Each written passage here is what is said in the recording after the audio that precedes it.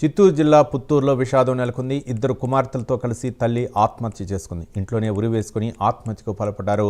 మృతులు పద్మ, తేజశ్రీ, లాస్యగా గుర్తించారు. స్థానికంగా శివ, పద్మ దంపతులు నివాసం ఉంటున్నారు. శ్రీ సిటీలో శివ ఉద్యోగం చేస్తున్నాడు. ఘటనా స్థలాన్ని పోలీసులు పరిశీలించారు.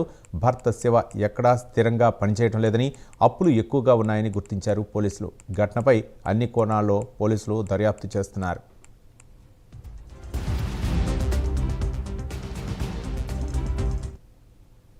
కృష్ణానగర్ 3లో ఒక తల్లి, ఇద్దరు చిన్న పిల్లలు, ఆడపిల్లలు ఉరేసుకొని చనిపోయినారని ఒక టెలిఫోన్ ఇన్ఫర్మేషన్ వస్తే ఇమ్మీడియట్గా రావడం జరిగింది.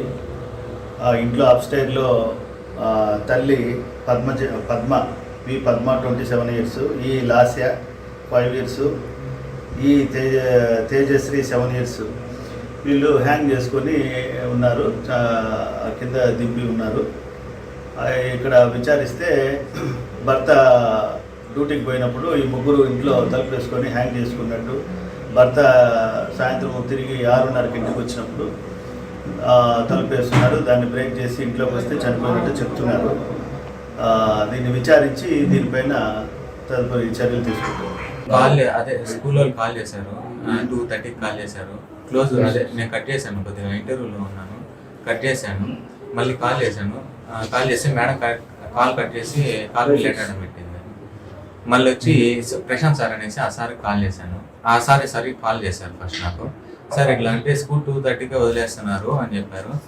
సార్ పిల్లకాయలు ఆడున్నారంటే పిల్లకాయలు ఆయమ్మ మాత్రం ఇద్దరు ఈడే ఉన్నారు అని చెప్పింది సార్ అని చెప్పాడు. అంతే, సరే సార్ నేను ఎవరిని ఒకరు పంపిస్తాను సార్ అని చెప్పేసి చెప్పాను. నాకు వచ్చి కింద ఇంటి నుంచి కాల్ చేసింది. ఎక్కడున్నావు అనింది. ఇప్పుడే బయలుదేరినాను, 6కి అంతా వచ్చేస్తాను అని చెప్పాను. మళ్ళీ నేను వచ్చాను తలుపులే సర్లే చెప్పులు 7 ఉన్నాయి కదా, మిద్ది పైన ఏమైనా వాకింగ్ చేస్తున్నారేమో అనేసి అక్కడికి వెళ్ళాను. అక్కడి నుంచి మళ్ళీ రిటర్న్ వచ్చాను, చూసే లేదు. తలుపు దడుతున్నా తీయలేదు, టీవీ పోతుంది, లైట్లు మొత్తం ఆఫ్ ఉన్నాయి, బయట ఆఫ్ ఉంది, లోపల ఆఫ్ ఉంది, ఇవన్నీ ఆఫ్ ఉంది. సర్లే ఏం చేయాలో తెలియక నేను కిటికీ మాత్రం డోర్ ఓపెన్లో ఉంది. అది ఇంకా ఎవరు పలకలేక అంటే నేను ఆ నుంచి టార్చ్ చేసి ఇటు చూశాను. టార్చ్ చూసే లోపల ఒక పాప ఏడు ఉంది. వేరే ఒక అబ్బాయి వచ్చి తలుపు బ్రేక్ చేసుకుని వచ్చే లోపల చూస్తే అయిపోయింది సార్. అప్పుడు టగటగా నిప్పేసినాము, గుండెల మీద కొట్టాము.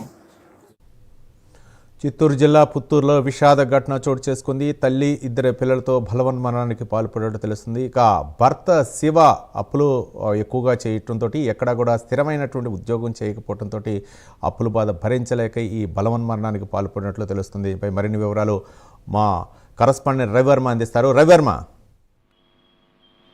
పుత్తూరు పట్టణం, తిరుపతి జిల్లా పుత్తూరు పట్టణంలో విషాదం నెలకొనింది. ముఖ్యంగా శివ, పద్మ అనే ఇద్దరు దంపతులు కృష్ణానగర్లో నివాసం ఉంటున్నారు గత కొద్ది సంవత్సరాలుగా. అయితే వీరికి తేజ, లావణ్య అనే ఇద్దరు కుమార్తెలు కూడా ఉంటున్నారు.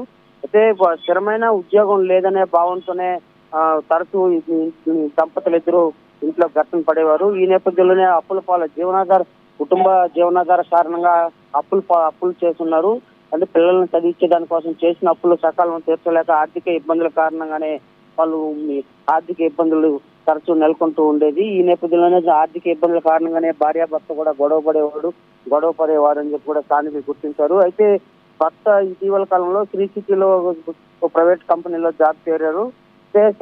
జీతం చాలని కారణంగా వేరే ఉద్యోగం చూడమని చెప్పి కూడా భార్య భర్తను తరచూ పురమాయించేది. అయితే భార్య మాటను కాదని భర్త శ్రీ సిటీలో ఉన్నటువంటి ఉద్యోగం చేస్తూ వస్తున్నాడు. దీని కారణంగానే పిల్లలకు అంటే కళాశాలలో ఫీజులు సకాలంలో చెల్లించాలని కళాశాల యాజమాన్యం ఒత్తిడి చేస్తూ ఉంది.